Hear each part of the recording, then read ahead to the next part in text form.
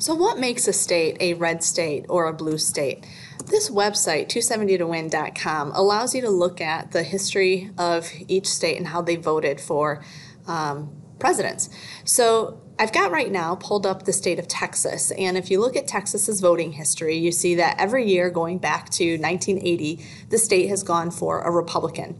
So even though Texas is an electoral college rich state with 38 electoral college votes, neither the Republican or Democratic candidate will pay much attention to this state because the Republican knows they've got it in the bag on election night, and the Democrat knows it doesn't matter how much money they pour into Texas or how many times they visit the state, it's probably not going to go in their favor on election night.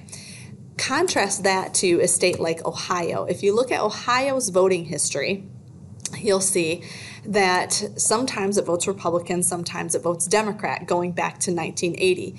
And indeed, this little check mark that you see under each year is really important because that shows you the year that the state voted with the overall winning candidate. So what you see in every election going back to 1980, as goes Ohio, so goes the country. In other words, whatever candidate wins Ohio ends up winning the electoral college and therefore the presidency.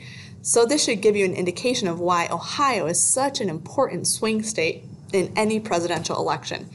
Now, in addition to past voting history of the state, candidates are also going to pay attention to public opinion polling leading up to Election Day. So what I have for you here is the state of Wisconsin. You'll see that in most elections, with the exception of 80 and 84, Wisconsin went Democrat before 2016. So Hillary Clinton, based on this voting history, didn't put a lot of time and energy into making sure that Wisconsin voted in her favor on election night. However, if you look at the tracking polls leading up to Election Day, it looked like, again, Hillary Clinton, by and large, was going to win the state. But at the end of the day, in the most recent poll before the election, 10% of people in Wisconsin were still undecided.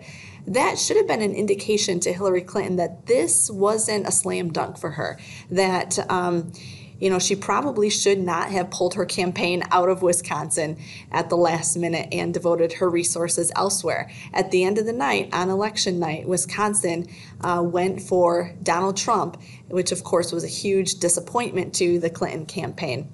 Lastly, let me show you Michigan's voting history. Very similar story to our neighbor state of Wisconsin. Once again, Michigan generally tends to go Democrat, with the exception of a few years. I would say we're more of a periwinkle state as opposed to a solidly blue state.